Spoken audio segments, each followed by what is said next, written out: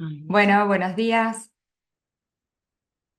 Ya comenzamos. Mi nombre es Belén Colati, soy Portfolio Manager de Nassini. Estoy junto a Maggie Toya, que es asesora financiera. Bueno, yo estoy por mi parte muy entusiasmada de este espacio, de este nuevo servicio desde Nassini. Hace 4 años que estoy trabajando como Portfolio Manager, pero antes estuve unos 10 años en la bolsa y también asesorando a empresas del sector. Es un sector que a mí me entusiasma mucho trabajar.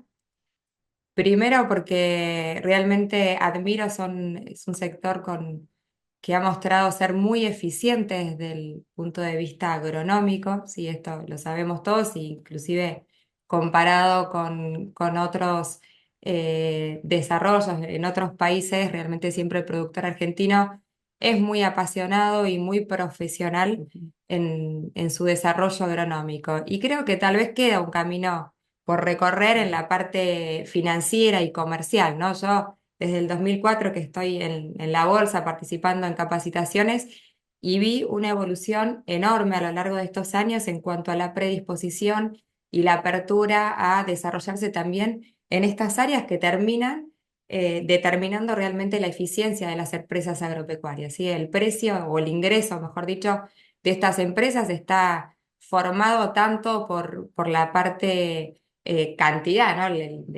La parte de la fórmula del Q, en donde sabemos que ya hace tiempo son extremadamente eficientes, pero el otro 50% es el precio, ¿sí? Ahí es donde nosotros queremos ayudarlos o intentar sumar desde ese punto de vista que se construye de manera mancomunada con estos sectores comerciales y financieros.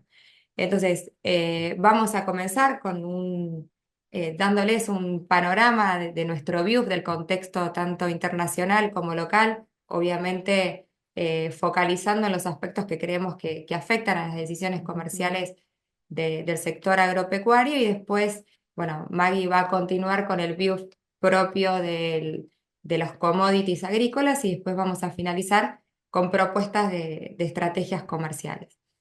En esto siempre es muy buena la interacción, tal vez no tenemos tanto tiempo para extendernos, pero los invitamos a que participen, que hagan comentarios, ahí van a tener acceso a poder realizar preguntas o comentarios y aportar porque siempre nutre la charla y es más que bienvenido. Bien, comenzamos entonces. Comienzo con el contexto macroeconómico global, principalmente haciendo foco en cuáles son los factores que influyen en las decisiones comerciales del sector y la evolución de los precios que tanto estamos siguiendo, ¿no? Entonces, primer punto que afecta transversalmente a todo el sector es el dólar. El dólar teniendo en cuenta ya no en una estructura local, sino globalmente. El índice que mide el dólar frente a las principales monedas, el DXY, está en niveles bastante bajos, está en torno a los 100 puntos, esto es mínimos de los últimos 2 años, y esto sabemos que la debilidad del dólar es una buena noticia para el sector. Generalmente un dólar débil implica commodities más baratos, entre comillas, y por lo tanto se incrementa la demanda y esto impulsa el precio. Entonces, dólar débil generalmente es un buen contexto para que haya suba de precios. ¿Por qué estamos en este contexto? Siempre el por qué, más que nada, más que saber cuál es la razón, es importante conocerlo para saber qué continuidad puede tener esa situación. Entonces, hoy llegamos a estos niveles de dólar en comparación con otras monedas relativamente barato, en principio porque empezamos en una nueva etapa de recortes de tasas por parte de la Fed. Eh, Acá hubo varias modificaciones en cuanto a las expectativas, porque si bien la Fed comenzó a bajar tasas, ahora hay una situación particular, sobre todo el conflicto entre Irán y Estados Unidos que puede llegar a demorar estas decisiones y esto tenemos que estar muy atentos porque también va a impactar en este punto que es muy relevante a la hora de definir primero la debilidad o fortaleza del dólar y también el impacto que puede tener en los commodities agrícolas. Entonces, las tasas de la Fed fue fundamental para ver ahora más debilitado el dólar, pero también hay otros factores que para nosotros es probable que esto se mantenga porque ya es más estructural, que es el déficit fiscal en Estados Unidos que ha crecido de manera exponencial, también comercial, y las noticias de los aranceles de Trump que se definieron en el 2025 también están impactando en la debilidad del dólar y principalmente en la percepción de las distintas economías en cuanto al dólar como reserva de valor. Han visto seguramente y habrán escuchado cómo el oro se disparó, así que es un activo de refugio y que en realidad esa mayor demanda proviene principalmente de grandes estados, grandes reservas federales que han reemplazado en parte reservas de dólar por oro. ¿Sí? Esto tiene que ver con que empezó a haber una percepción de mayor desconfianza frente a esta moneda y esto genera debilidad. Entonces, esto es uno de los grandes factores y que para el sector de commodities favorece en cuanto a precios. El otro gran factor que también venimos escuchando y que viene impactando los precios de los commodities es China. China sigue siendo el principal comprador, compra más de más por encima de 100 millones de toneladas, ahí dice Ujú. 112 millones de toneladas. Piensen que con toda la producción argentina no llegaríamos ni cubrir la mitad, ¿no? de esa gran demanda. Y hay una cuestión muy particular que ahora estamos viviendo con China, que es la tensión geopolítica que se está viviendo, sobre todo mucha tensión entre Estados Unidos y China, tanto por los aranceles cruzados como prohibiciones en el sector tecnológico, y esto está generando a tomar decisiones por parte de China de desviar parte de las compras que hacía Estados Unidos a Sudamérica, Argentina y Brasil, y eso obviamente no está mejorando los basis, esto seguramente, si están en el sector, ya lo vienen viendo. Entonces, esto es un factor positivo, alcista, que está pesando y que tal vez no todo descontado todavía en el precio, pero por otro lado tenemos que monitorear la otra situación que también proviene de China y que neutraliza un poco este factor alcista, que es que la recuperación de China viene bastante moderada. ¿Sí? Siguen los problemas en el sector inmobiliario y esto genera que se genere una desaceleración de la economía china y sabemos que cuando China desacelera, ¿qué pasa? Hay menos demanda de proteína animal, que es justamente el principal driver de consumo de la soja. Em, Como tercer punto también vamos a hablar esto, bueno, después seguramente todo esto profundizará Maggie, pero el otro contexto macroeconómico es el clima, en donde estamos en una transición a condiciones más neutras, ¿sí? No hay un factor determinante de niño o niña, como veníamos en otras campañas. Estamos pasando principalmente de un niño A una a niña y una niña. Sí, y esto es bueno, donde tenemos que prestar atención porque eso puede llegar a generar un impacto en los precios. En Argentina está neutral, esto, Sí. corregime Maggie, con intermitencia de abundancia hídrica y sequía. Esto lo estamos viviendo ahora, En ¿no? este momento todavía hay reservas de humedad aparentemente para arrancar de la siembra de la fina, pero bueno, veremos qué va pasando en el mes de mayo sobre todo, ¿no? Tal cual. Y esto, bueno, está la buena noticia que si bien esta abundancia hídrica que cuenta Maggie generó algunas complicaciones en la cosecha, ahora sí se esperan, Sí, no sequía, pero una ventana a lo mejor de menos humedad que puede llegar a mejorar las situaciones sí, de cosecha. acelerar la cosecha, digamos, Tal cual. con el ritmo que se había perdido en abril, ¿no? Bien, en Brasil hay de nuevo también buen régimen esperado y eventos secos, Mm. intermitentes y puntuales. Y en Estados Unidos, buena humedad inicial. El principal riesgo que acá, bueno, no quiero extenderme porque seguramente lo va a comentar más hecha, la ola de calor en el verano, que Sí, eso podría llegar a ser uno de los factores alcistas. Lo corto acá simplemente sí. para un contexto y después seguramente Maggie se va a explayar. El otro punto que me gustaría comentar también brevemente es el conflicto entre Irán y Estados Unidos. Esto lo voy a mostrar más en la próxima presentación. ¿Qué pasa acá y qué es lo que está impactando principalmente? La caída del tráfico, ¿sí? de los barcos dentro del estrecho de Hormuz, ahí en los gráficos se ve claramente cómo se neutralizó el tráfico por ese estrecho. Piensen que es muy significativo porque por ahí pasa el 20% del petróleo a nivel mundial. Entonces, obviamente que esto impacta en la oferta y es lo que nosotros vimos generando el impacto en el segundo cuadro que ven del petróleo, ¿no? Que se fue de 65 aproximadamente que estaba a niveles de 100, inclusive lo superó y luego recortó esto. Vamos y venimos en función de los distintos avances y atrasos, ¿no? Entre los acuerdos de estos países. Entonces, esta caída en el tráfico genera un impacto en el petróleo y obviamente esto se traslada en nuestro sector, principalmente en tres puntos. Uno, que lo deben estar viviendo, es Ujú. fertilizantes nitrogenados y la urea está cambiando las decisiones de siembra en niveles máximos y está generando que la situación hoy sea prácticamente de contramargen, que esto también seguramente Maggie se va a explayar. Entonces, fertilizantes, impacta también esto como negativo. El otro factor negativo es el incremento en los costos de los fletes marítimos, ¿no? La suba del petróleo incrementa el costo del flete. Del otro lado, balanceando un poco la situación, impacta también en la suba del precio de los Exacto. biocombustibles, ¿no? El etanol que se hace a base de maíz, biodiesel a base de soja, y esto genera mayor demanda versus un petróleo que ahora comparativamente está más caro y esto es otro de los factores de soporte tanto maíz para la soja.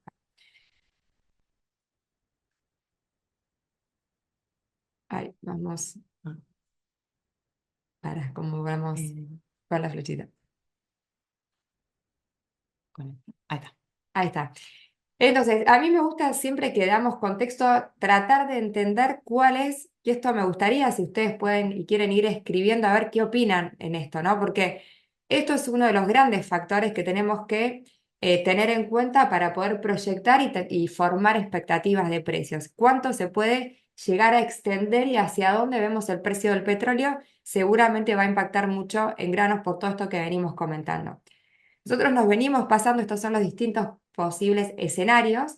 Hoy estamos más asumiendo la probabilidad alta en el escenario 2. Hace un tiempo atrás, de hecho, tuvimos una charla y Ujú. nosotros creíamos más la posibilidad de que nos quedemos en un conflicto limitado, ¿no? Donde haya ataques puntuales sin un bloqueo largo en el estrecho de Hormuz, que la producción petrolera se restableciera en el corto plazo y eso hubiese generado no un petróleo en los 60, es difícil que volvamos a ver el petróleo en los $60. Esto es una buena noticia para la Argentina, pero sí lo veíamos más cercano a 80 y que podría extenderse como máximo a 100.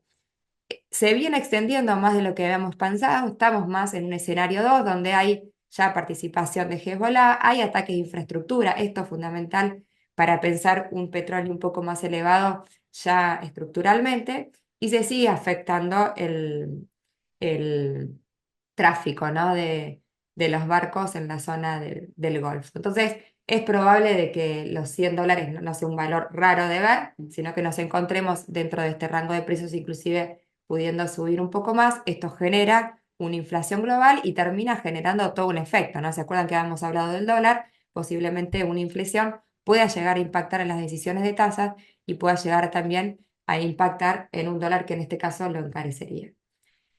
Vemos poco probable el shock energético, que ahí sí llevaría a niveles mucho más elevados el petróleo, tal vez en 150 y 200.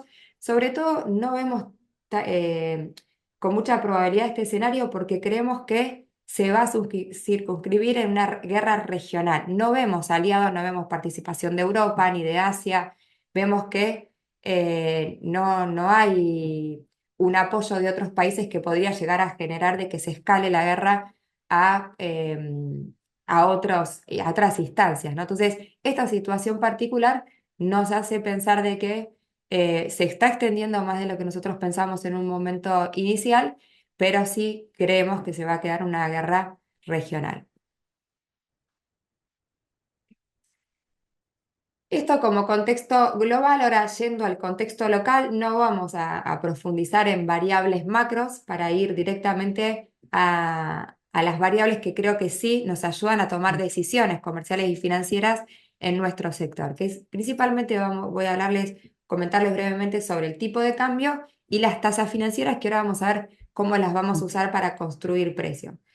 El tipo de cambio, esto estamos todos muy al día de la paz cambiaria que tenemos ya hace un periodo prolongado. Con el tiempo nos vamos convenciendo de a poco de que esto probablemente en el corto plazo va a continuar así. En estos últimos, el último periodo vimos una apreciación del peso y de nuevo vamos a ver a qué se debe para ver si esto puede continuar y cuándo podemos llegar a ver que esto tenga señales de alarma. La apreciación del dólar, también lo habrán visto, tiene que ver principalmente con el éxito que se ha tenido, principalmente con la recomposición de reservas, con las compras que está haciendo el dólar el Banco Central. En lo que va del 2026 compró más de 6.500 millones de dólares. Esto es un número significativo, inclusive desde que salimos de la convertibilidad es el valor más alto, luego solo superado por el 2024, pero ahí tuvimos la calendarización de importaciones. Entonces eso ayudó y justifica mucho estos valores. Sin esa situación particular, el 2026 viene siendo el año que para esta fecha el Banco Central pudo acumular más reservas, pudo comprar principalmente más dólar. ¿De dónde los puede comprar? De nuevo, a ver si esto se puede sostener o no. Ustedes principalmente. El agro eh, tiene que ver con este superávit comercial de más de 5.800 millones de dólares y que tiene que ver todo es un círculo virtuoso, si se quiere, que tiene que ver también con esta estabilidad cambiaria y que también alimentó el otro flujo, que es el flujo financiero a través de las ONs de empresas que se vienen financiando en dólar. Muchas veces, si ustedes saben, el vivir con incertidumbres y con variaciones muy abruptas del tipo de cambio hace que todos estemos especulando de en qué momento, dependiendo de las expectativas de un movimiento del tipo de cambio. Cuando esto empieza a generarse a tener más previsibilidad, las decisiones van fluyendo y es lo que empezamos a ver ahora en el sector agropecuario, que todavía quedaba mucho por liquidar y hubo una ventana de venta significativa que sumó mucho a este superávit comercial. También, obviamente, el sector energético se sumó en este superávit y la noticia o el dato disruptivo tiene que ver con las ONs y el financiamiento de estas empresas que también en un contexto de mayor paz cambiarias se animan a financiarse en dólares, ¿no? Esto generó este ingreso de 6.800 millones de dólares y fue realmente una de las noticias, como decíamos antes, las disruptivas que generó una posibilidad de realizar más compras por parte del Banco Central. Entonces, ¿esto se va a mantener? Bueno, obviamente depende. Ahora tenemos meses que vienen también a liquidación de la cosecha del agro, entonces creemos que hasta julio y agosto, en cuanto a balanza comercial, estamos bastante holgados. Creo que de mantenerse esta situación de estabilidad cambiaria, todavía hay demanda por parte de las empresas de financiarse en dólares. Por lo tanto, es muy difícil que podamos realizar proyecciones a largo plazo, pero sí creemos que para los próximos meses esta coyuntura que generó esta paz cambiaria se puede mantener. El otro punto importante también que va a alimentar nuestras decisiones son las tasas financieras. También la política monetaria viene siendo exitosa y se está retroalimentando con este contexto que estuvimos comentando recién en relación al tipo de cambio. Si las tasas tuvieron una compresión muy agresiva, la TAMAR hoy está aproximadamente en 22,5%, 4% de TNA, los bonos SER a un año están ya en términos negativos, tasas reales negativas. Y la curva de tasa fija está prácticamente plana. ¿Qué influyó en esta también, esta tranquilidad, paz también en las tasas financieras, que ya vivimos momentos mucho más volátiles y complejos en cuanto a tasa? Obviamente lo que comentábamos recién de la estabilidad en el tipo de cambio impacta porque no hay tanta demanda de pesos justamente para coberturas. Los bancos necesitan o pueden ofrecer tasas más bajas porque no hay necesidad justamente de esa demanda de dólar. Por otro lado, también tuvimos un factor que fue determinante también, que se bajaron los encajes de un 100% a un Sí. 65%. Y eso generó una ventana, un incremento de reservas operativas que también favoreció al sector. Otro factor fue que el central apareció también como prestador de última instancia a través de las tasas repos y esto le genera un techo a las tasas. Es decir, si los bancos se quedan sin liquidez, pueden recurrir al central para poder cubrir y no van a pagar más de la tasa de overnight, ¿no? Del Banco Central. Y hay un punto muy importante que impactó también en las tasas, es que antes habíamos dicho que el central había comprado dólares a niveles récord. ¿Pero qué hizo? Lo esterilizó todo y más aún. ¿Sí? A través de licitaciones, a través del mercado abierto, esterilizó esos dólares y por lo tanto, si bien emitió para generar esos dólares, lo quitó de circulación y esto generó que se mantenga balanceada la oferta y la demanda y por lo tanto la volatilidad en las tasas está por ahora controlada. ¿De qué depende de que esta situación se sostenga? Principalmente yo creo, de la confianza en el sistema, ¿no? Y prestar atención a cuáles son los disparadores de alarma que puede llegar a sacarnos de este equilibrio, porque obviamente que todo esto funciona siempre y cuando no haya más demanda de dolarización, no haya más desconfianza o más necesidad o más percepción del mercado de la necesidad de cubrirse, de exigir mayores tasas por percibir un mayor riesgo. Entonces, ¿qué tenemos que hacer? Prestar atención, después las retenciones, si querés, Maggie, nos Sí, haces sí, un sí. comentario, Para... sino, y de campaña, a cuáles son las señales de alarma que puede llegar a generar este desequilibrio. Recién vimos político monetaria y cambiaria, ahí la ven en verde, estamos realmente generando, como les comenté recién, en un círculo virtuoso que por ahora pareciera controlado. ¿Qué lo puede llegar a desequilibrar? Principalmente los factores que ven ahí en amarillo rojo. Inflación.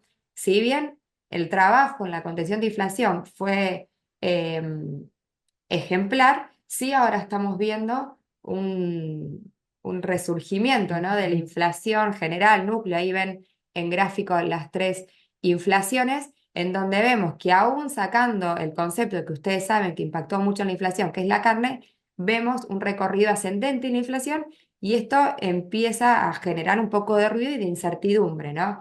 Porque obviamente fue una de las grandes anclas que permitió generar este contexto que comentamos recién.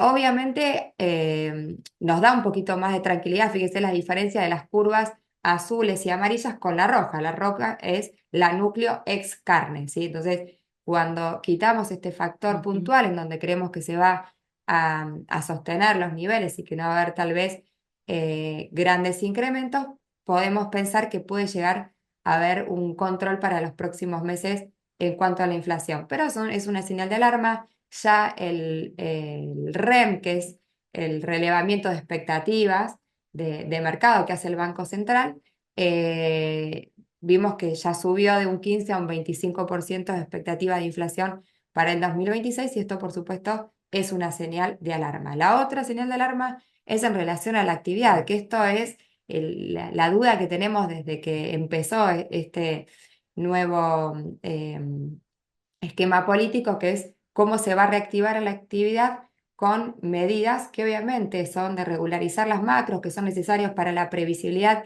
y un crecimiento sostenible en el tiempo, pero que a veces dificulta mucho que esta actividad se reactive. Hoy vemos que, bueno, el EMA es de 2,7, una caída muy fuerte del sector manufacturero, una caída de un 9% interanual, es muchísimo.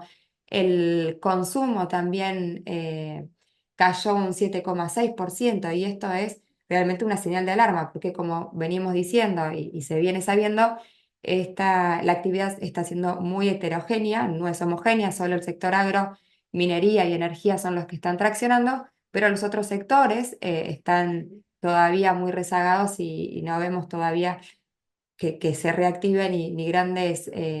sí vimos que en marzo algunos indicadores adelantados de alta frecuencia, vemos que a lo mejor febrero pudo haber sido piso, Ojalá, porque este es un factor fundamental para que no se generen estas distorsiones y estos desequilibrios. Y por último, la política, que también, no voy a profundizar en eso, pero el ruido político con todas estas noticias que venimos escuchando no favorece a un contexto de tranquilidad y confianza en el sistema, ¿no? Bueno, ya creo que me estoy yendo un poco en el tiempo, así que acelero acá. Ajá. En estos gráficos lo que hacemos es mostrar un poco lo que les comenté recién. En los gráficos de abajo a la derecha vemos las compras por parte del Banco Central en el MULC. Ven esas líneas violetas como el 2026 crecieron y son significativamente más elevados que los meses anteriores. En el de al lado a la izquierda, las compras de dólares del Banco Central, ahí están los factores que les comenté recién, cómo se construyen esas compras, principalmente, como les decía, el superávit comercial, en donde el agro fue el principal aportante, y también estos dólares financieros de las ONs de las empresas que se financiaron en dólares. Em,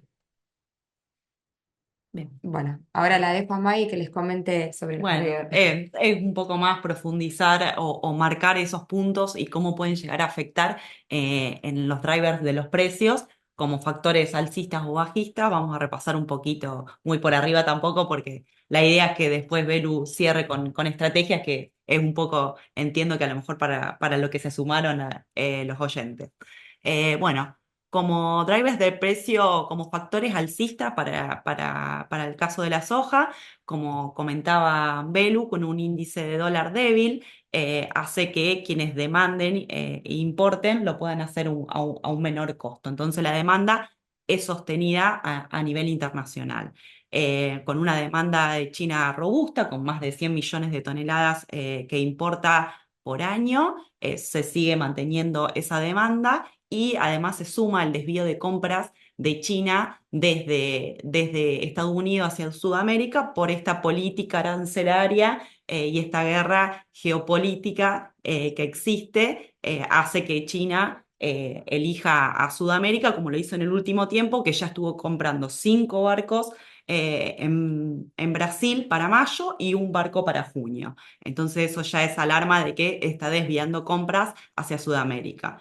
Después la política, los biocombustibles, perdón, con una demanda estructural de soja con fuerte expansión, sobre todo en Brasil. La Niña como potencial campaña para el 25-26, aunque todavía es medio temprano pero los meteorólogos ya estiman que en los próximos meses se pueda estar dando una niña muy marcada, sobre todo en Sudamérica, pero que ya la está sufriendo en alguna que otra medida en Estados Unidos y bueno, se vendría para acá, ¿no? Pero bueno, habrá que estar alerta para seguir, para ver qué pasa en los próximos meses. Después, los stocks en Estados Unidos que están ajustados. Los stocks internos de Estados Unidos en soja generalmente están entre el 20 y el 30%. Bueno, hoy en día se encuentran entre el 8 y el 10%. Es decir, que internamente Estados Unidos está demandando demasiado, sobre todo para el biocombustible. Entonces es una señal alcista para el resto de los mercados, ¿no? Porque tiene menos capacidad para exportar a Estados Unidos.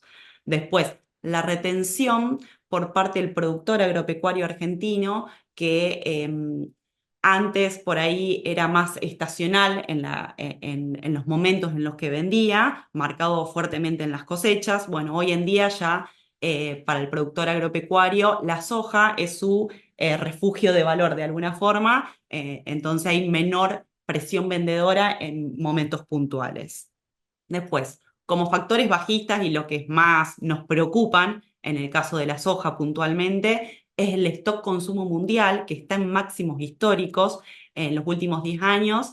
Hay una oferta muy abundante, hay una sobreoferta del 30, casi 37%.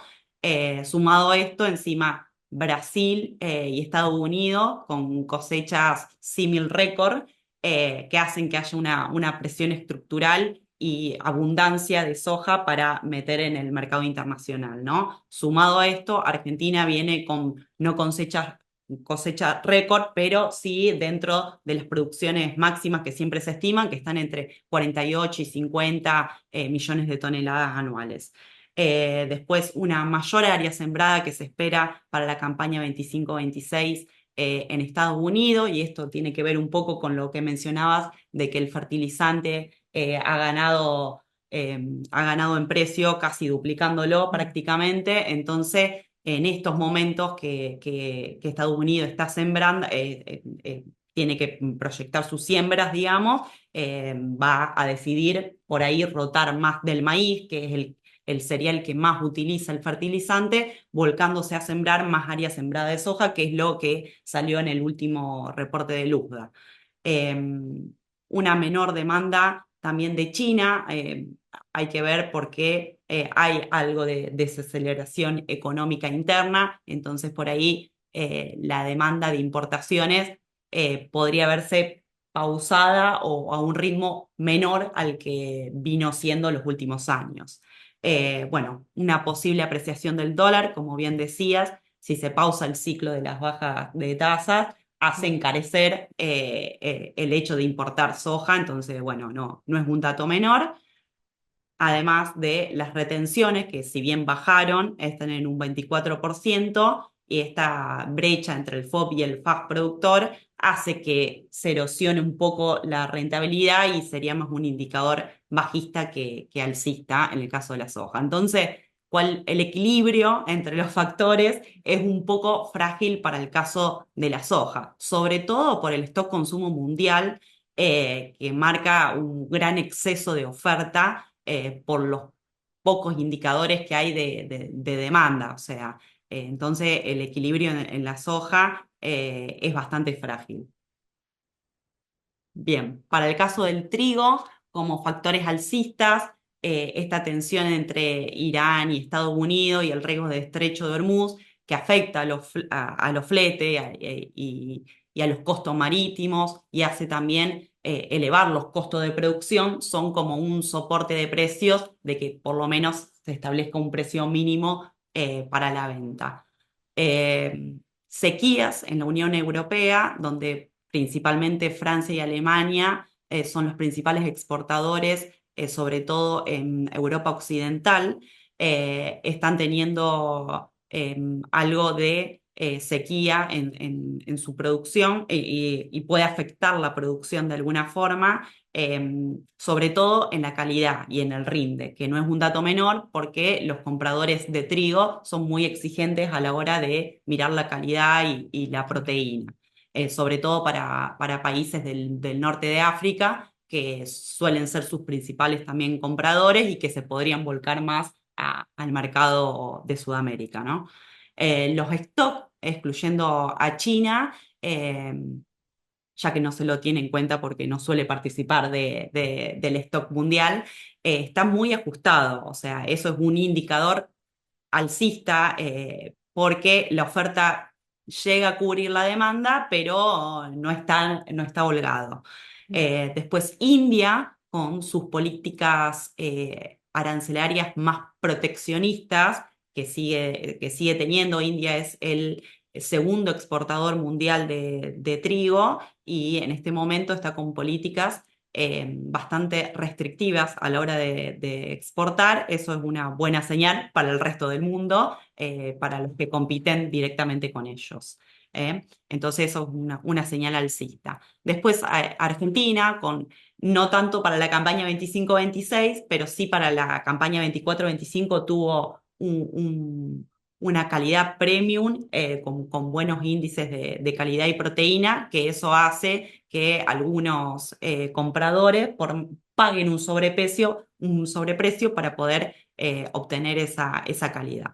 Y después, bueno, la demanda del norte de África y de Medio Oriente, que sigue firme, y es una demanda estructural, no es que es una demanda cíclica de alguna forma. También el dólar es débil, obviamente mejora la competitividad para los países que importan.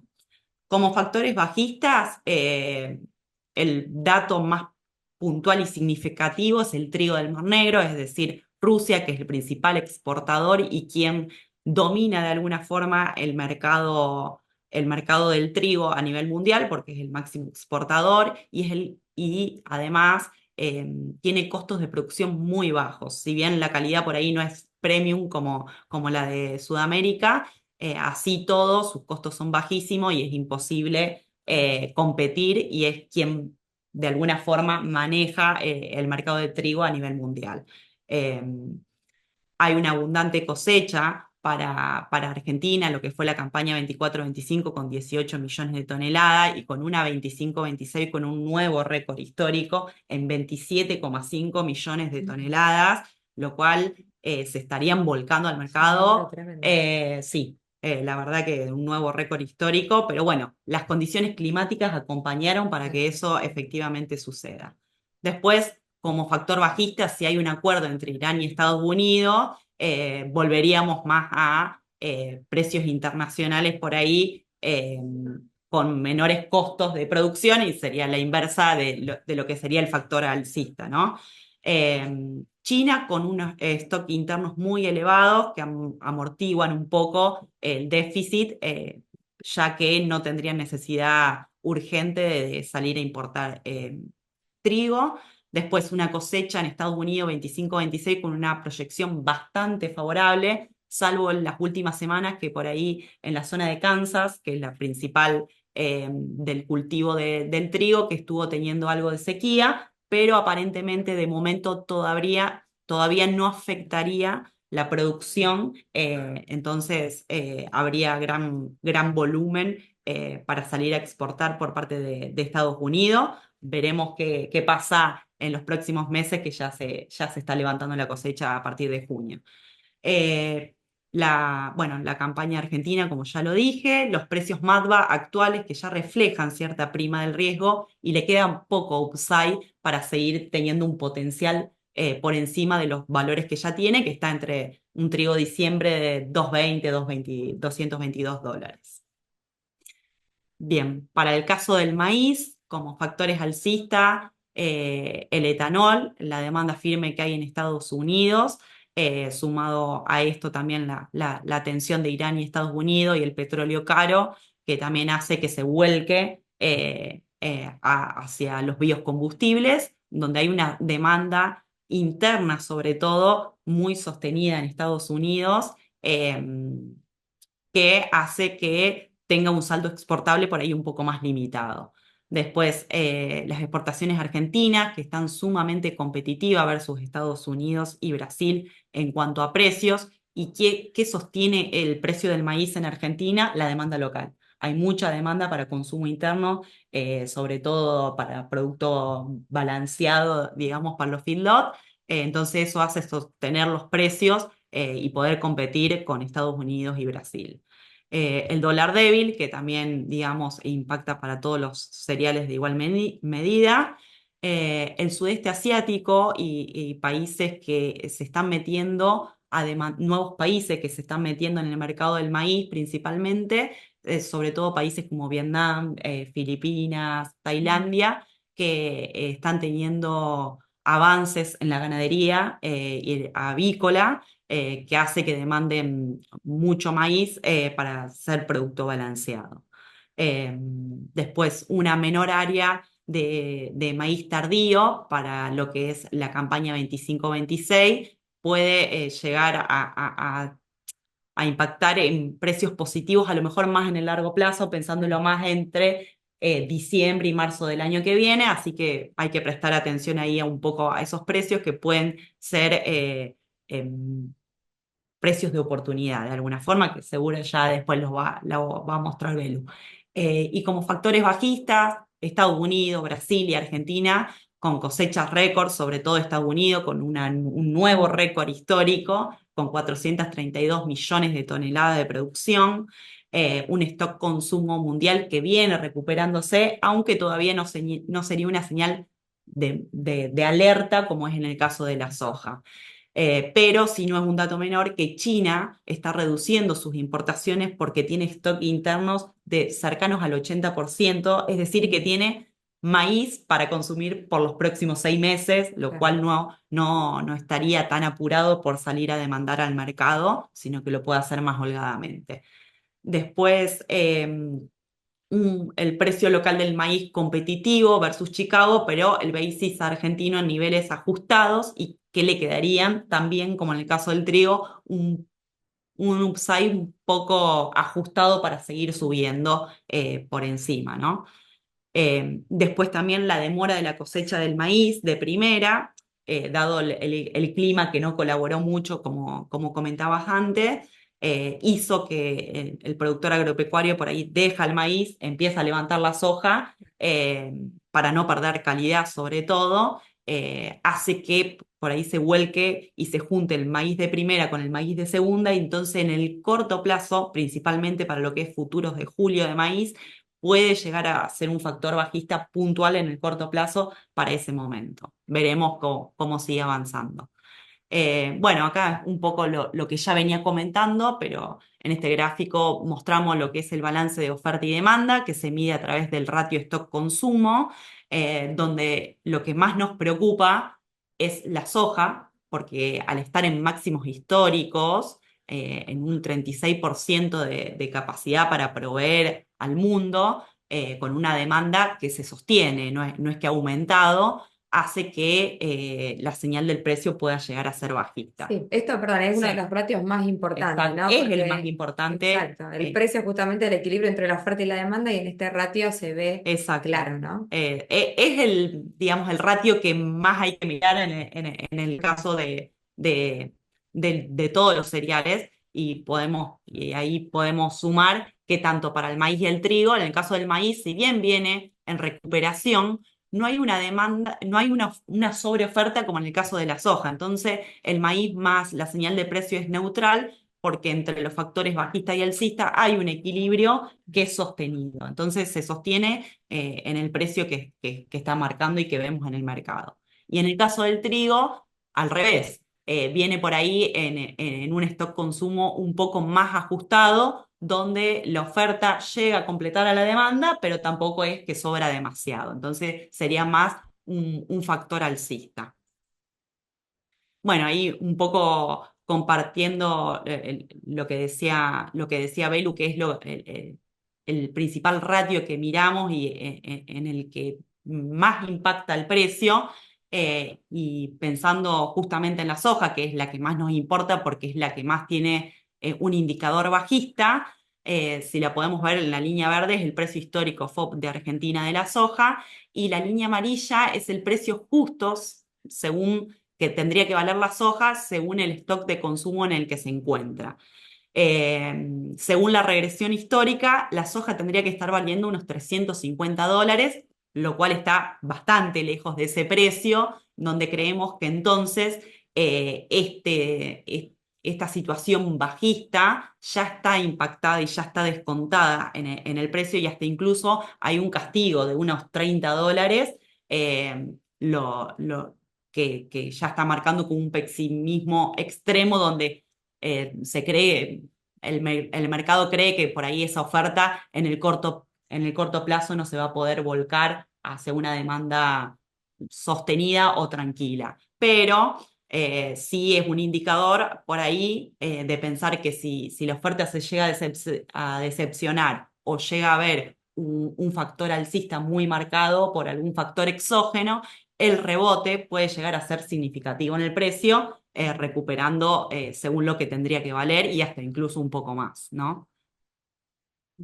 Bien, acá repasar un poco lo que dijimos, cuánto está descontado o no en los precios que vemos en Matva en el mercado, tanto en Matva como en Chicago, para los distintos cereales. En la soja vemos que está totalmente ya descontado el precio, sobre todo para lo que es bajista. Hay que ver qué va a pasar con el clima, sobre todo, y que pueda llegar a tener una prima implícita positiva, pero por ahí que sea muy puntual.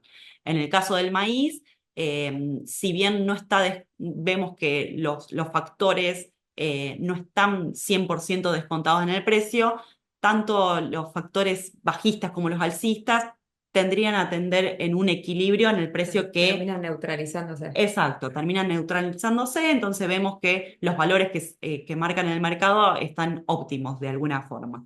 En el caso del trigo, sí está totalmente descontado lo que es el stock consumo ajustado. Ya creemos que en los 220, $222 ya está implícita esta prisma de riesgo que no es que sobra stock a nivel mundial, ¿no?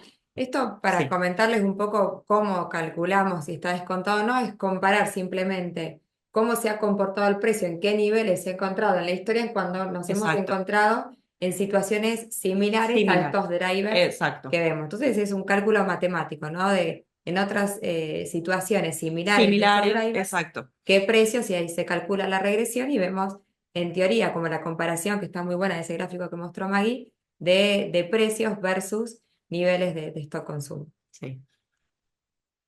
Bueno, un poco eso que comentabas, plasmado acá en algún que otro porcentaje, donde los precios en perspectiva histórica, como dice Belu, miden eso, cuánto los precios de hoy en día, cuánto más barato o caro están con respecto a los últimos 10 años en una serie histórica de precios, ¿no? Y el perceptil es Claro.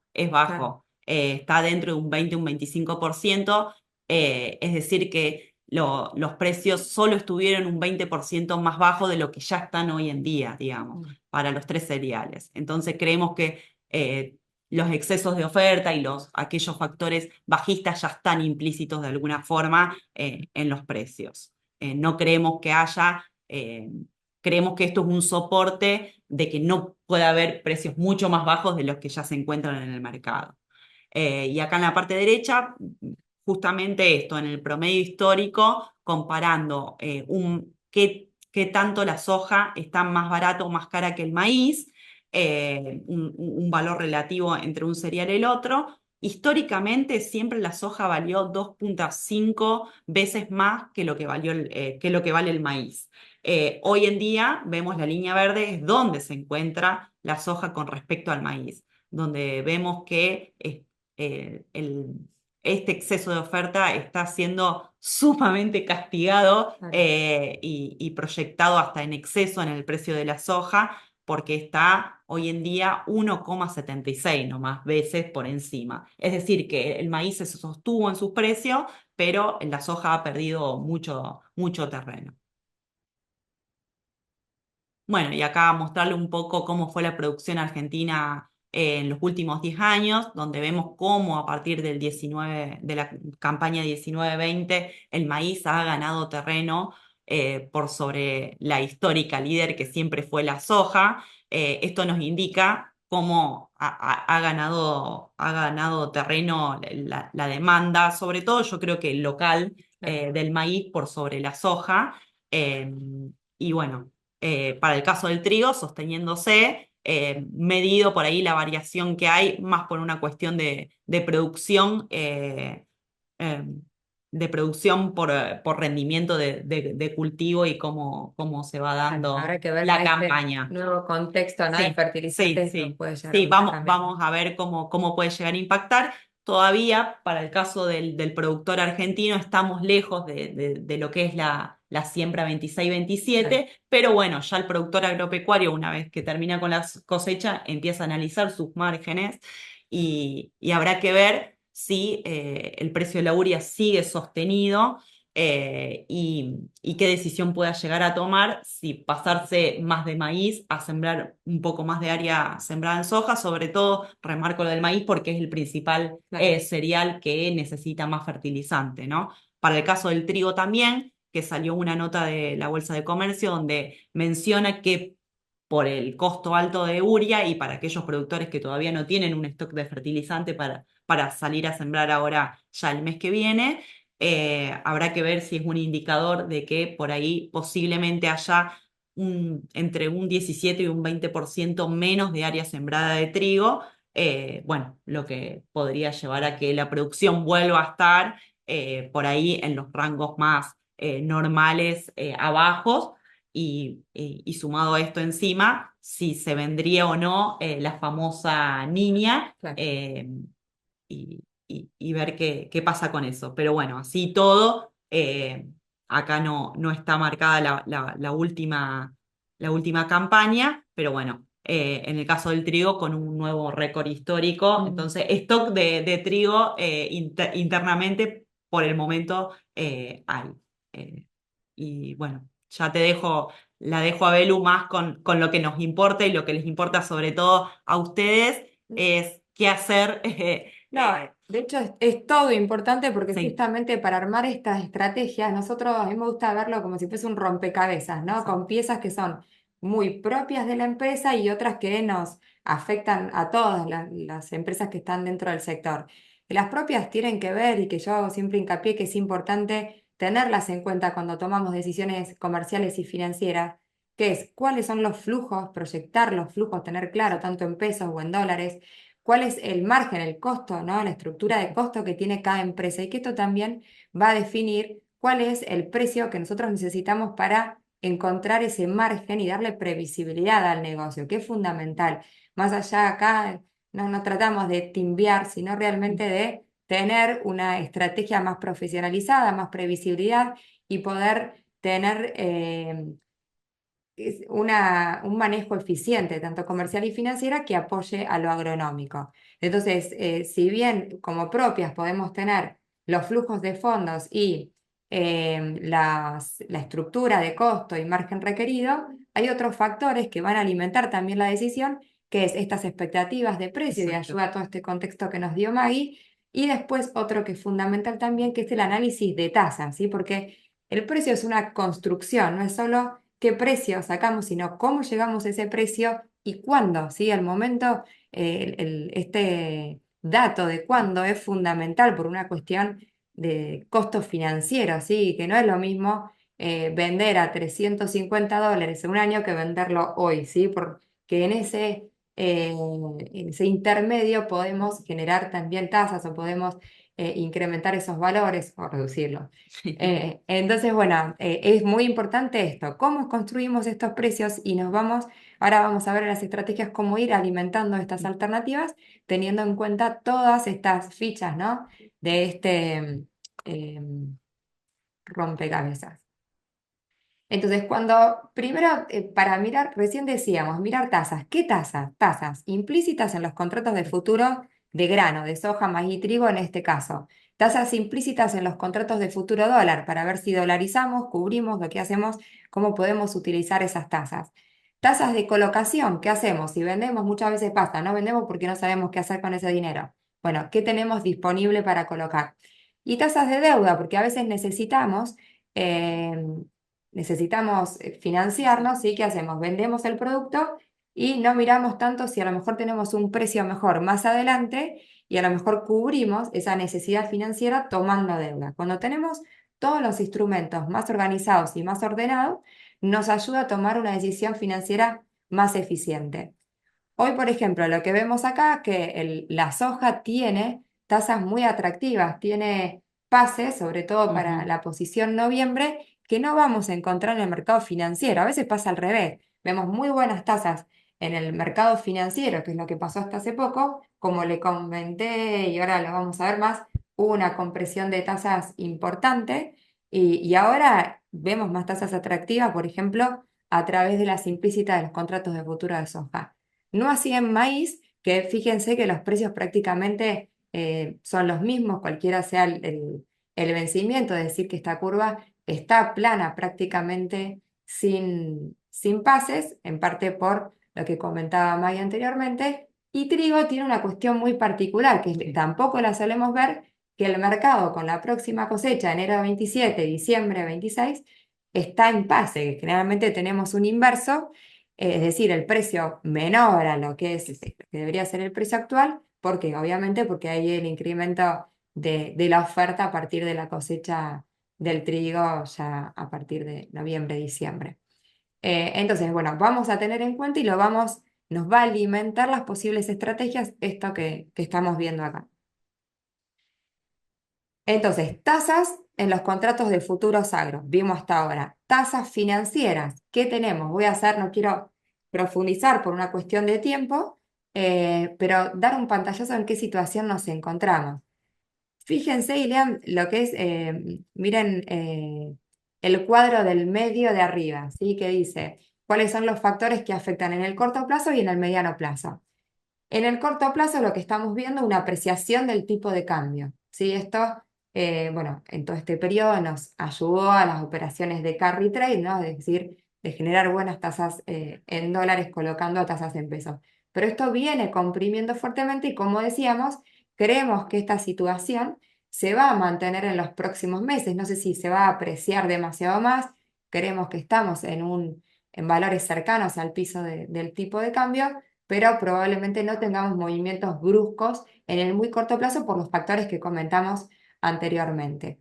Entonces, contexto de por ahora apreciación o mantenerse el tipo de cambio, bajas de tasas de interés, ¿sí? Ahí principalmente creemos que en el corto plazo va a haber un incremento en este recorrido bajista, principalmente en pos de reactivar la economía. ¿Se acuerdan que uno de los factores de semáforos que nos preocupaba era la actividad y queremos que una de las herramientas que se van a aplicar es justamente Sí, reactivizar vía crédito? creo que el gobierno está muy marcando la cancha muy para sostener en lo más mínimo posible las tasas.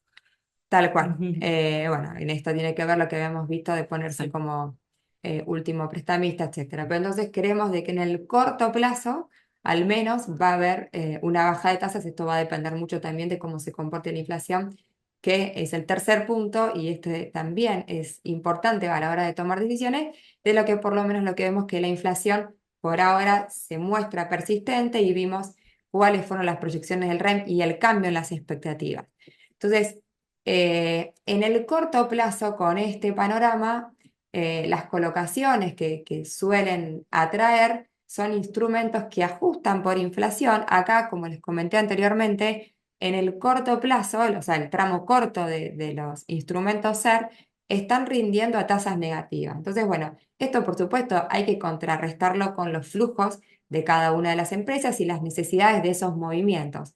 Hoy por hoy, dentro de los SER que son más atractivos, son, si bien es una estrategia a corto plazo, cuando elegimos el instrumento, los que están relativamente más atractivos comparados con los otros instrumentos son aquellos que corresponden al tramo medio y largo de la curva, y ahora les voy a mostrar por qué.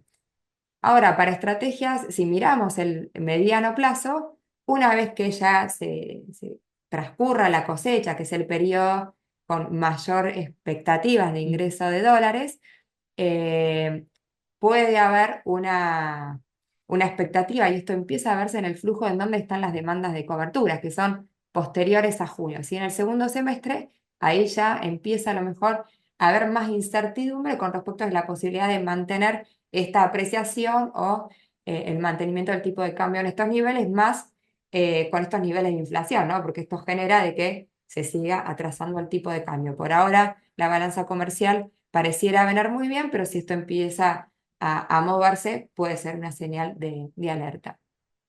Y sí, en el mediano plazo puede haber una presión sobre las tasas de intereses reales, que hoy, como les decía, están negativas y esto no se va a poder sostener durante mucho tiempo. Y sí creemos de que, como decíamos, que sea en el corto plazo una inflación persistente, pero ya pensando en el mediano y largo plazo puede ser de que volvamos al camino de la desinflación.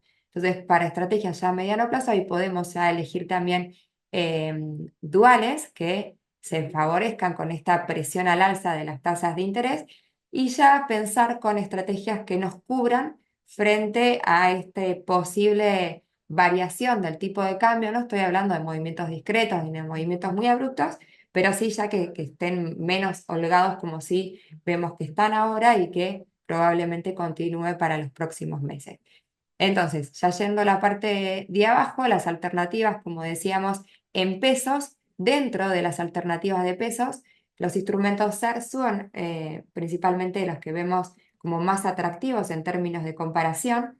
Principalmente ahora vamos a ver cuál, pero el TZX28 Mm. son los que tienen, ahora vamos a ver características técnicas que lo vuelven más atractivos, como las tasas implícitas que tienen, las tasas forward o las inflación break-even, muestran que es uno de los instrumentos más atractivos. Y también en pesos, pero que están vinculados al dólar, nosotros empezamos a incorporar ya estrategias de coberturas con dólar oficial, dólar link, el TZ27, es uno de los instrumentos que creemos más atractivo. Por un lado, no estamos convalidando, que esto es uno de los factores que no mencioné antes, pero también es una señal de alerta en donde empezamos a ver el diferencial, ¿no? Entre el dólar CCL y el MEP, que esto puede llegar a mostrar este incremento leve de un inicio de mayor incertidumbre con respecto al tipo de cambio. Al elegir bonos hard dólar, ahí nos cubrimos de la brecha, pero estamos convalidando la brecha actual. Entonces, nosotros solemos elegir una combinación de ambos instrumentos. Dentro de los bonos hard dólar, creo que ahí sí, ya como decimos, ¿qué pasa en las coberturas dólar? Que si bien, como decíamos, creemos que para los próximos meses la situación está holgada como para mantenerse esta situación actual, la demanda de cobertura se suele adelantar al evento, Ujú. ¿sí? Entonces, lo ideal es empezar a armar estrategias de coberturas antes de que estemos sobre la fecha en la cual nosotros empezamos a ver ya más el cuello de botella. Entonces, si estamos diciendo, bueno, a partir de julio empezamos a ver de que ya no van a estar tan holgados en la reconstrucción de reservas, bueno, empecemos de a poco a ir armando esas coberturas porque, ¿qué pasa? Después se encarecen las coberturas. Lo mismo lo vamos a ver con granos. Hoy no hay volatilidades implícitas altas en opciones porque no hay expectativas fuertes de suba de precios. Pero si empieza a cambiar el clima, si empieza a haber los otros factores, bueno, ahí ya se pueden poner más caras esas coberturas. Bueno, y después la tercera alternativa que vemos en tasas fijas de CAPS y TAMAR, como decíamos antes, esta compresión de tasa hizo que todo se vuelva caro, ¿no? Hay una relación inversa entre lo que es precio y tasa de interés. Vemos atractivo de nuevo, principalmente en el tramo medio largo, por ejemplo, el T30 a 7 que vence en abril de 2007 y que nos da una tasa del 2,07. Si pensamos en el mediano plazo de que va a continuar, si bien ahora hay inflación persistente, pero las expectativas es que después continúe la desinflación, esto nos permite captar una tasa atractiva ya extendiendo el plazo hasta el 2027. Bien. Bueno, acá no me quiero detener mucho porque me fui un poco con el tiempo, pero acá está la justificación de por qué estamos recomendando esta tasa y por qué vemos atractivo esta tasa. Las curvas que ven arriba a la izquierda es la comparación de los rendimientos y de las TIR a hoy de los instrumentos SER y las tasas forward, que estas vendrían a ser las tasas que deberían colocarse una vez que venzan los bonos más cortos para alcanzar los rendimientos de los bonos más largos. Entonces ahí vemos de que las tasas forward están por encima de las tasas de hoy. Y esto explica por qué nosotros estamos recomendando ya el tramo medio y largo. Y una de esas tasas forward que más se ve favorecida, fíjense en el gráfico de arriba a la derecha, esa línea naranja que es la del TZX28, que la Muy decimos que bien, está gracias. incrementada y que comparativamente es la que tiene esa tasa forward más alta, es decir, que comparativamente con los bonos más cortos debería reinvertirse a una tasa mayor y creciente, o sea, fue creciente a lo largo de este periodo, y por lo tanto vuelve más atractivo a este instrumento que nosotros vemos principal valor. Y me ¿Paso? voy, sí. Sí. Bueno, esto Bueno. lo voy a pasar porque creo que ni se ven, estas son las tasas que les comenté recién de los Sí, y instrumentos de CAPS y la demás. cantidad de opciones que hay en el mercado, eh, pensado, digamos, para la necesidad puntual que tenga cada uno, digamos, hay de todo en el Tal mercado. cual, con estas licitaciones que comentábamos, que fue parte de la política de esterilizar los Ujú. pesos, se generó una curva de pesos muy atractiva que antes Sí, no teníamos. Entonces ahora tenemos muchos vencimientos y muchas opciones para ir calzando. Obviamente todas estas alternativas se pueden vender, son un mercado muy líquido que se pueden vender en cualquier momento, ¿sí? Es decir, que en 24 horas estos instrumentos se liquidan, inclusive muchos se pueden el mismo día a través del contado inmediato. Pero si queremos calzarlo a fecha de vencimiento para tener previsibilidad absoluta de la exacto. tasa de rendimiento, también tenemos un menú muy Sí. amplio de vencimientos para ir calzando con los flujos que tenga cada empresa. Bien, entonces vamos ahora con ya las estrategias de coberturas. Entonces vimos tasas implícitas en los contratos de futuros, vimos tasas alternativas de colocación. No les mostré ni puse acá las tasas de deuda, pero por ejemplo, si queremos utilizar una cartera de instrumentos financieros para poder financiarnos, la tasa de caución está en torno a un 20%, varía en el plazo, pero son tasas muy atractivas y que están muy por debajo de las tasas implícitas de los contratos de futuros que estuvimos viendo y que ahora les voy a mostrar más claro en la próxima presentación. Em, Bien. Acá nosotros lo que intentamos es resumir esta relación de tasas que les comenté. ¿Cómo podemos captar las tasas de los contratos de futuros de agro y contratos de futuro dólar? ¿Qué precios podemos construir a partir de la venta y la colocación de los instrumentos financieros que les comenté recién? ¿O cómo podemos llegar a un precio futuro pero cubriendo una necesidad financiera actual? Entonces, para que se entienda esto, vamos a focalizarnos primero en el gráfico de arriba a la izquierda, ¿sí? Donde ven soja, ese que está donde está el cursor. Fíjense que la primera línea me da diferentes precios que yo podría construir liquidando hoy, es decir, obteniendo el dinero hoy. Por ejemplo, necesito dinero y lo quiero hacer fijando precios en soja. Bueno, podría directamente venderlo y obtener esos $317, o podría venderlo con una posición noviembre, por ejemplo, y tomar deuda a través de, por ejemplo, caución. Si hago esa estructura, lo que llevo es mejorar el precio, de nuevo, liquidando y teniendo los fondos hoy, a 324, que es la primera línea, ¿sí? Esto es sencillo, es simplemente vendiendo el contrato de futuro, vendiendo para especificarlo.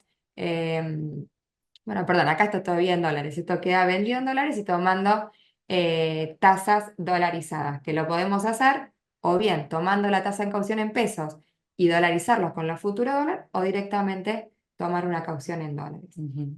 Abajo, el gráfico que le sigue, ahí sí ya está en pesos, ¿sí? Por ejemplo, si hoy quisiéramos vender, podemos obtener 440.000 aproximadamente. Si lo hacemos con posición noviembre y nos financiamos, con caución ahí sí, podríamos mejorar nuestro precio a 465.000. Esto es todo vendiendo hoy. Si no necesitamos, vendiendo, perdón, y teniendo la disponibilidad del efectivo hoy, si nosotros no necesitaríamos y si queremos aprovechar esas tasas implícitas Ujú. en los contratos de noviembre, lo que podríamos hacer es analizar qué me conviene. ¿Vendo hoy y coloco alguna de estas alternativas o capto la tasa del futuro de soja y del futuro dólar? Fíjense la comparación. Si nos vamos a la primer columna, en noviembre, si colocamos en productos financieros, obtendríamos 503.000. Si captamos la tasa implícita en el contrato de futuro agro y dólar, ascendemos a 536.000. Es decir, hoy la comparación me lleva a captar la tasa del futuro agro y dólar y no a hacer una colocación financiera en el caso de la soja, ¿sí? Hay veces que ha ocurrido diferente y me convenía venderlo y colocarlo y no realizar la fijación de precios a través de un precio futuro. Y si van abajo, en el tercer cuadro, lo que vemos es que la tasa que estamos captando con esos 536 es un 36%. Fíjense, cuando les mostré la tasa de LCAPS, no tenemos ninguna alternativa que les permita captar esa tasa. Es decir, hoy si tienen soja, pueden obtener financieramente una tasa mucho mayor que las otras alternativas, libre de riesgo, entre comillas, que tenemos hoy en el mercado. Cuando hablo de libre de riesgo, estoy hablando de que ya tenemos precio de compra y precio de venta. Entonces, la tasa está cerrada, ¿sí? Entonces, hoy esta situación me lleva a mí a ver de que en nuestra curva de futuros, tanto de soja como del futuro dólar, que complementaría esta captación de tasas, vemos tasas muy atractivas para captar, ¿sí? Em, si nos vamos a maíz, la situación cambia bastante y ahí se vuelve más fino el análisis porque, como les mostraban en los gráficos anteriores, la curva está prácticamente Sí, plana, sí. no hay pase, no tenemos mucho por captar más que las tasas implícitas en caso de especificar de los contratos de futuro dólar. Y estas tasas están bastante arbitradas con las tasas financieras. Entonces, cuando miramos qué hacer, si captar tasas al futuro o colocarlos, están bastante equiparados y por una cuestión logística, hoy realmente se está recomendando más, ahí sí, vender el maíz, que exacto, inclusive es uno de los, como contó Maggie, tal vez es uno de los activos que en el corto plazo tienen menos perspectivas, ¿no? De exacto, subir, más por la presión bajista que tiene el producto justamente por la expectativa de una cosecha y un ingreso que se junte, digamos, con el tardío y haya más oferta y esto probablemente genere presión.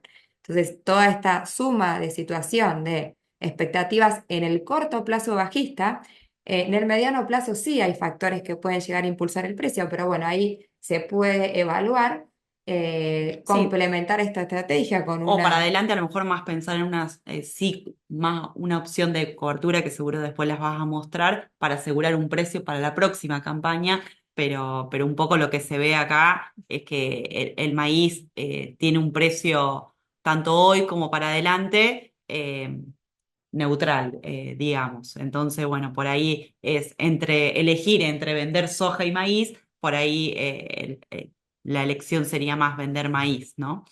Exactamente, y como decía, no solo para la campaña próxima, sino si queremos dejarnos alguna Mm. ventana abierta o una suba en el mediano plazo, alternativas como comprar Chicago, que a lo mejor ahí puede llegar a haber más expectativas de suba de precios, podría complementar nuestra estrategia. Es decir, vendemos, colocamos en algún instrumento financiero en caso de que no necesitemos los fondos hoy y complementarlo a lo mejor con una alternativa que nos expongamos más a una suba de Chicago, no tanto Exacto. del mercado local. Y después, bueno, yendo a la de trigo, que es también la otra curva que bueno, en este caso nos llama la atención, no es que nos llama la atención, tiene los drivers que ya Ujú. comentamos y que entendemos por qué esto ocurre, de que hay pase en diciembre y enero, esta situación particular del incremento de los costos de los fertilizantes, bueno, que está llevando a una expectativa de menor em, cosecha y un Menor incremento en los producción a costos. nivel mundial, sí, exacto. Exacto. Entonces está llevando los precios, hay que ver igual, ¿no? Si estos valores que vemos en diciembre nos sirven para cerrar márgenes. Esto dependerá de la estructura de cada empresa. Lo que sí vemos desde el punto de vista financiero es que al igual a la soja, fíjense la tasa que podemos captar, un 38%, prácticamente duplica las tasas financieras y esto también puede ser una alternativa como para captar esos valores para quienes cuenten con este grano, ¿no? Es decir, que más allá de la situación particular y de cobertura, es una tasa atractiva para captar vía estos instrumentos. Con una buena rentabilidad, ¿no? Mm. Entonces, bueno, esto teniendo en cuenta alternativas y formaciones de precios que, como les comentaba, el tiempo por ahí no da, perdón, si no se Sí. termina de llegar al hueso, pero quiero que se lleven una idea general de cómo podemos ir construyendo precios combinando todas estas tasas, ¿no? Es decir, de deuda, de agro, implícitas de los futuros de dólar y también las alternativas financieras. Así que esto es muy dinámico, ¿no? Y lo que hoy vemos, tal vez dentro de 15 días o 20 días cambian porque justamente cambian estas tasas y es importante ir monitoreando y ver dónde encontramos la oportunidad y nutrirlo también con las expectativas de precios que tenemos, tanto en el corto como en el mediano plazo. A estas alternativas de futuros también podemos complementarlas con las alternativas de fijación de piso a través de opciones put. Ahí hay alternativas, por ejemplo, en el gráfico, perdón, en el cuadro izquierdo está julio, a la derecha, no dice arriba, pero serían posiciones noviembre, que bueno, noviembre tiene el atractivo que por supuesto se traslada a las opciones en donde podemos captar las tasas. Lo que vemos en las opciones y que comenté antes cuando hablábamos de coberturas, hay volatilidades implícitas muy bajas. Cuando nosotros sabemos, creo que la mayoría conoce que las opciones son derechos a vender en activo subyacente. Y para vender ese activo subyacente se paga un valor, ¿sí? Que es como si fuese una especie de póliza de Ujú. seguro, que es el valor de la prima. Entonces esto nos da derecho a vender a un precio determinado, que son esos strikes. Esos strikes son datos del contrato, ¿sí? Es decir, que tenemos distintas alternativas de vender la soja a una fecha determinada, sería octubre para las posiciones noviembre, junio para las posiciones julio, a esos precios determinados. Y para poder tener el derecho a vender, no la obligación, sino el derecho, tenemos que tendríamos que, como comprador de esas opciones, pagar esas primas. ¿Cómo se construyen esas primas? Por la relación del strike, cuánto vale el subyacente, cuánto tiempo queda el vencimiento. En menor parte la tasa de interés, pero el factor que le pone el valor es la volatilidad implícita, es decir, la volatilidad esperada para el periodo venidero hasta la fecha de vencimiento. Hoy, como no hay grandes expectativas de variaciones de precios, la volatilidad es implícita, es tan baja, entonces las primas están baratas. Son momentos que uno está toda esta relación. A ver, está barato cubrirnos, pero bueno, ¿para qué me quiero cubrir si no hay expectativa de volatilidad? El tema es que esto es muy fluctuante y hoy a lo mejor estamos en este escenario y en un mes el escenario puede llegar a cambiar. Entonces, creo que en estos momentos, ventanas donde eh, las coberturas se vuelven baratas, puede ser un buen momento para, no en su totalidad, pero ir armando estrategias que sobre todo con estas estrategias de piso o de precio definitivo puedan convalidar los márgenes de rendimientos que nosotros estamos buscando en nuestra empresa de acuerdo a la estructura de costos, ¿sí? Entonces, bueno, ahí tienen distintas alternativas, obviamente dependiendo de qué precio nos sirve frente a nuestra situación particular y cuánto queremos exponernos a las posibles subas, determinará nuestra elección. Si, por ejemplo, una elección de una cobertura put de $320, de strike de Ujú. 320, implica pagar una prima aproximada. Esto después, por supuesto, tiene subidas y veremos dónde se Lo que se puede, consigue en el claro. mercado, ¿no? Pero bueno, en este caso está en Sí. $7,60, eso le lleva a generar un piso de $312,40. Ujú. Esto quiere decir que si el mercado cae por debajo de 320, ustedes ese Quedan cubiertos. 312 Mm. ya lo tienen seguro. Ahora, si sube el precio, van a poder ir acompañando, ¿sí? Si el mercado se va a 330 y será 330 menos los 760, que esto es un costo hundido, no lo recuperan, pero no están obligados, como en el caso del futuro, a fijarse a ese valor. Es Ujú. decir, fija un piso, pero les permite beneficiarse de las subas potenciales.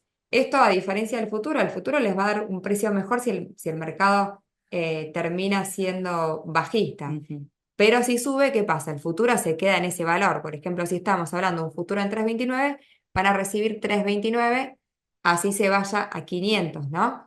En el put no, en el put tiene un costo, pero si sube el mercado lo van a poder acompañar teniendo en cuenta ese costo. En este caso, el punto de indiferencia es 342. Quiere decir que si el mercado está por encima de 342, ya este put es una estrategia más atractiva por encima del futuro.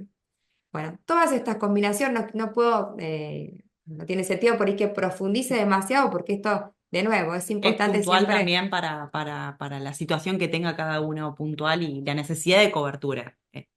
Tal cual, simplemente acá les queremos comentar distintas alternativas y cómo cada estrategia se puede adaptar a la necesidad puntual de cada empresa. Y para mí siempre es fundamental no tomarnos de estas propuestas generales que Exacto. generalmente reciben, sino analizarlo en su situación particular de flujo, de estructura de costos y de Y márgenes. situación puntual Mm. de margen. Bueno, otra alternativa, y ya para ir finalizando, es armar una estrategia también de piso, pero abaratada, con un Ujú. lanzamiento de call, ¿sí? Que esto llaman eh, estrategia fence, y en donde si bien compran un put, con la venta de un call lo que hace es ponerle un techo, ¿sí? Recién decía que con un put ustedes se pueden beneficiar de subas de precio de la soja. En este caso le vamos a poner un techo, pero con el objetivo de abaratar la estrategia.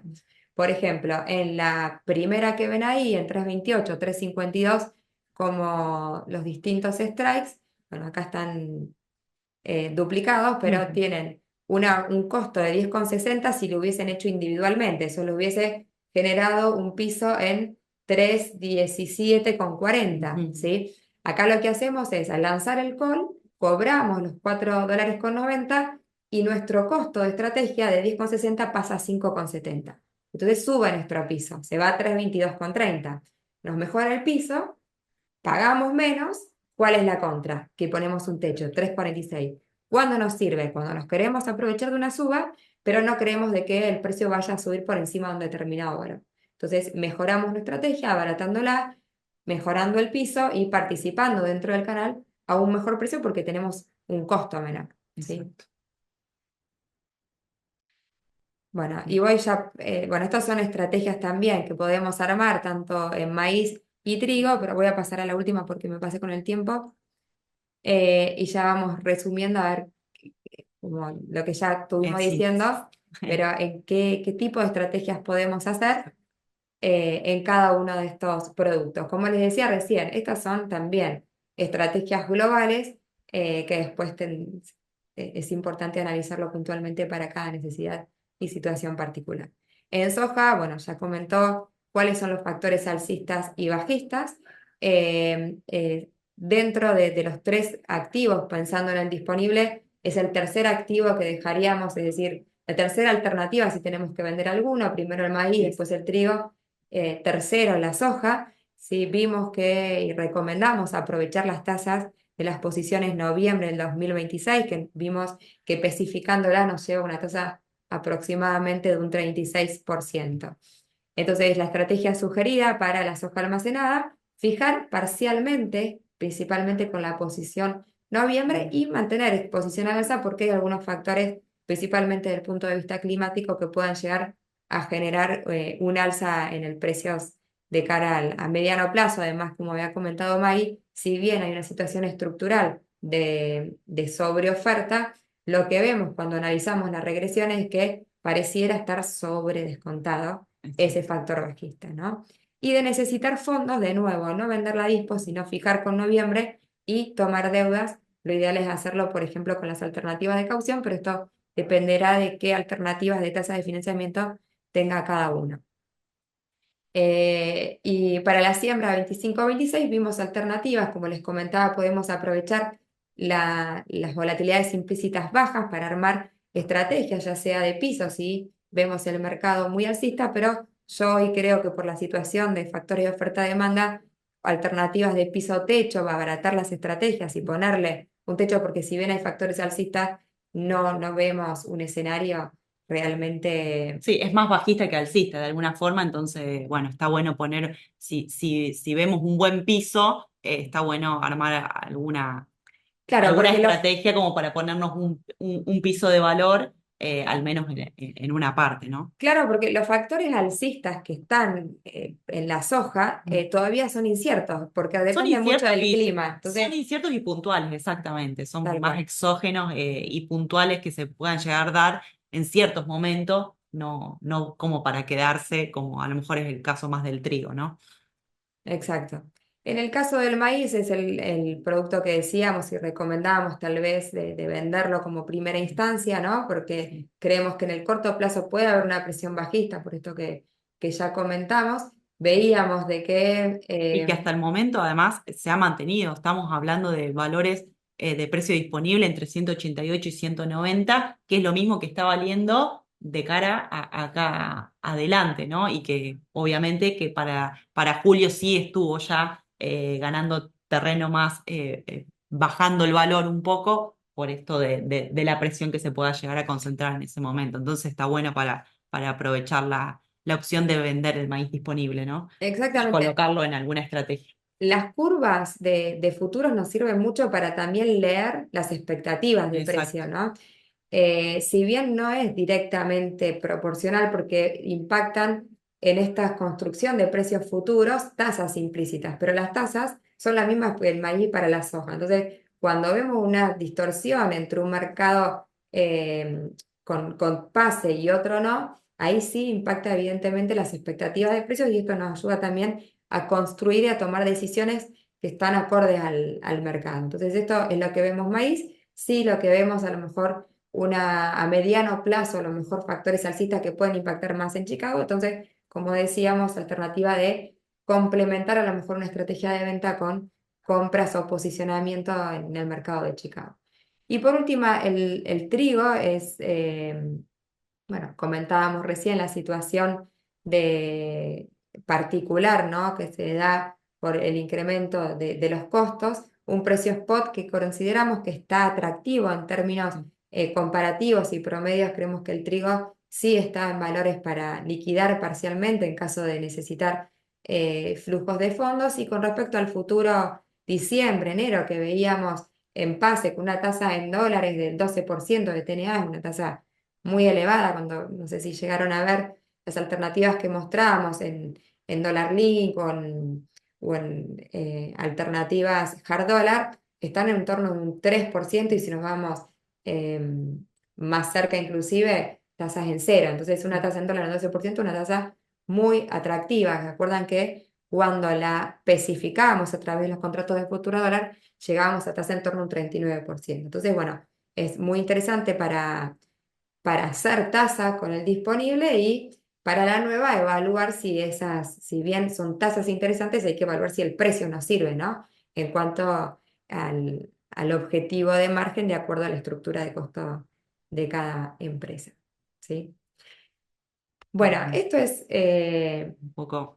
en resumen lo que queríamos compartir con ustedes en una primera instancia. Ujú. Tal vez ahí fue mucho material para comentar en muy poco tiempo, pero bueno, la idea que queremos que se lleven es que tenemos mucho para trabajar en conjunto. A mí eso me entusiasma mucho, como les decía, yo admiro realmente lo eficientes que son en el aspecto agronómico, y creo que hay un enorme aporte que podemos hacer desde este lado. Me gusta también que lo hagamos con independencia de la parte del físico. Exacto. Y bueno, no sé, creo que Acompañarlos a realmente mirar, asesorándolo desde otro lado, más allá de los factores, como vos bien te decías, de lo que es estrictamente el negocio físico, cómo mejorar financieramente las decisiones que va tomando cada producto.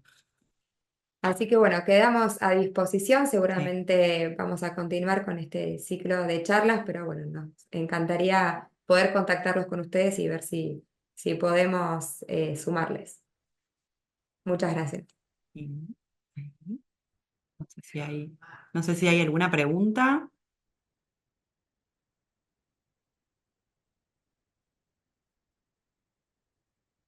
Estamos abiertas a si alguien quiere hacer alguna que otra consulta. Bueno, no hablamos mucho de retenciones, pero bueno, yo no quise Bueno, inundarme es un mucho ahí, tema. pero no sé qué esperan los oyentes. Pero bueno, es un tema que está ahí. Creo que es una deuda pendiente que tiene el gobierno con el agro. Veremos qué pasa. No sé si para este año, pero el año que viene, que es Es una promesa, año. ¿no? Para el Sí, 2000, pero ya se dijo en bastantes sí, charlas por parte del gobierno de que no dan las cuentas fiscales como para hacerlo en el 2026. Entonces yo no lo esperaría en el 2026, pero sí es una promesa para antes de terminar, ¿no? El ciclo. sí, Entonces yo creo que en el sí. Y, pu- y 2027 es puede. probable que haya, Exacto, y más que puede ser, baja, una digamos, eliminación, ¿no? sí, o bajo eliminación, una promesa de, más que nada también pensando en su reelección, ¿no? Tal Que cual. es año político. Em, Preguntas, No sé. comentarios, inclusive a ver qué opinan en relación a esto. Comentamos recién.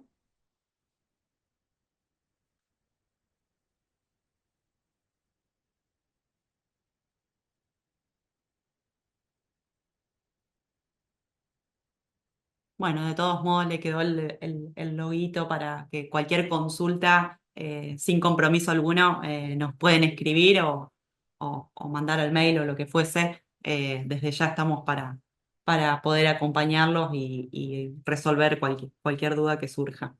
Tal cual, siempre, bueno, este es el primer encuentro Sí, dentro de este ciclo, y siempre tal vez estamos más tímidos, pero sí. en la próxima seguramente van a participar.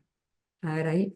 Ah, muchas gracias. Bueno, no, al contrario, gracias a ustedes Gracias a por ustedes por participar. tomarse el tiempo, que por ahí nos extendemos. Además, Sí, fuimos sí. bastante escuetas, o sea, el mundo del agro es un universo y si quisiéramos Sí, pudiéramos sí, esto estar se puede horas extender, charlando. pero bueno, hay que Sí. trabajar.